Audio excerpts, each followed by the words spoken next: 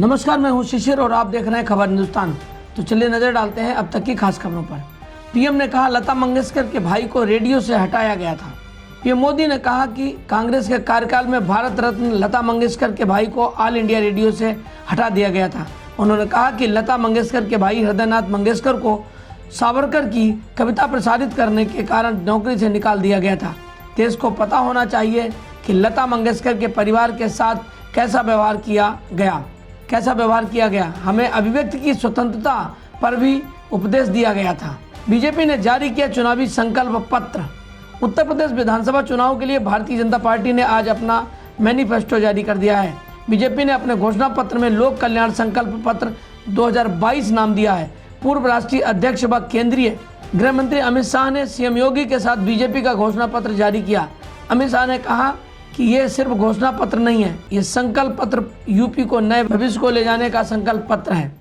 Bharatiya Janata party की उत्तर प्रदेश की team ने बहुत जिम्मेदारीपूर्ण एक संकल्प पत्र को आकार दिया था और हमने उसको घोषणा पत्र की जगह संकल्प पत्र नाम बहुत सोच समझ कर दिया था कि ये सिर्फ घोषणा नहीं है, उत्तर प्रदेश के विकास का संकल्प है, उत्तर प्रदेश को सुरक्षित करने का संकल्प है, उत्तर प्रदेश को विकसित करने का संकल्प, उत्तर प्रदेश के भविष्य को संवारने का संकल्प और उत्तर प्रदेश को देश का सबसे विकसित राज्य बनाने का ये संकल्प है।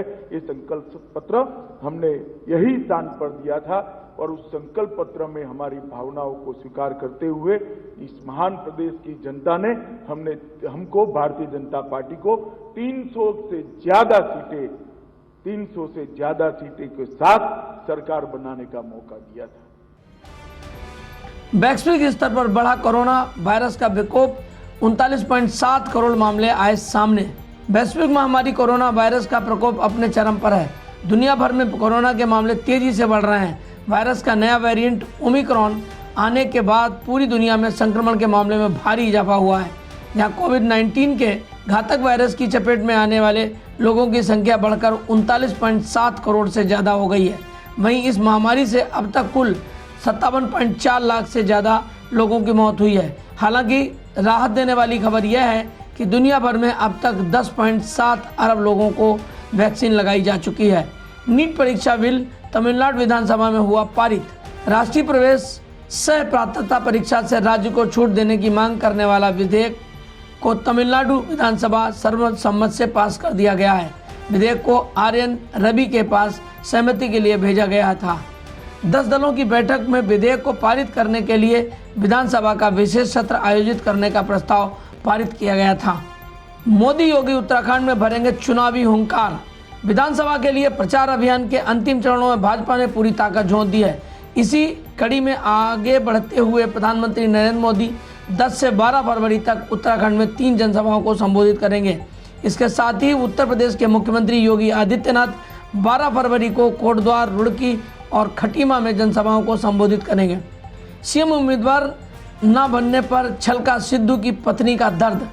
पंजाब में सीएम उम्मीदवार न बनाए जाने पर नवजोत सिंह सिद्धू की पत्नी नवजोत कौर का दर्द सामने आया है। नवजोत कौर ने आरोप लगाया है कि सीएम उम्मीदवार घोषित करने से पहले राहुल गांधी को मिसलीड किया गया है। उनके पति इस पद के लिए उचित उम्मीदवार थे। इस पद पर किसी को भी बिठाने से पहले एक मापदंड निर्धारित होना चाहिए। सीएम पद के लिए नाम घोषित किए जाने से पहले उसकी एजुकेशन, उसके काम, ईमानदारी आदि को भी देखा जाना चाहिए। नवजोत सिंह सिद्धू इस पद के लिए सही उम्मीदवार थे। रीट 2021 की topper Surabhi Pareek social media पर हुई ट्रोल। राजस्थान की सबसे बड़ी शिक्षक भर्ती परीक्षा रीट 2021 का पेपर लीक के बाद अब गहलोत सरकार ने रीट लेवल 2 परीक्षा को रद्द करने का ऐलान कर दिया है। बता दें कि रीट टॉपर सुरभि पारीक लेवल 2 रद्द होने के बाद से एक बार फिर सोशल मीडिया पर ट्रोलिंग का सामना कर रही हैं। सुरभि का कहना है कि रीट परीक्षा में टॉप करने के बाद सोशल मीडिया पर कोई मुझे डोटा सस का रिश्तेदार तो किसी ने मुझे नकल करके टॉप करने वाली बताया और वही सिलसिला अब फिर से शुरू हो गया है।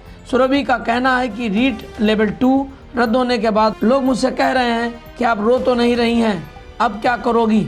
सहारनपुर में अवैध हथियारों की फैक्ट्री 20 दिन में नवी बार पकड़ी गई।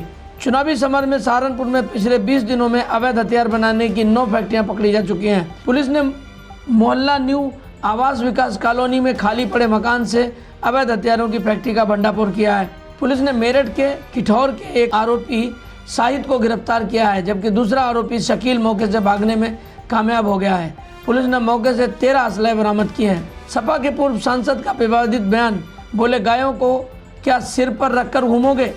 समाजवादी पार्टी के पूर्व सांसद चंद्रभूषण सिंह मुन्ना बाबू के बयान से विवाद खड़ा हो गया है। यूपी विधानसभा चुनाव में पार्टी प्रत्याशी के कार्यालय उद्घाटन पर उन्होंने विवादित बयान दिया है। वे कार्यालय के शुभारंभ पर वार्ता कर रहे थे। भाजपाइयों पर निशाना साधते हुए कहा कि गायों को क्या सिर पर रखकर घूमोगे, एक बार कटर चल जाए तो उनका भी उद्धार हो जाएगा। तो ये थी अब तक की खबरें। अगला अपडेट पाने के लिए बने रहिए मेरे साथ और देखते रहिए खबर हिंदुस्तान। नमस्कार।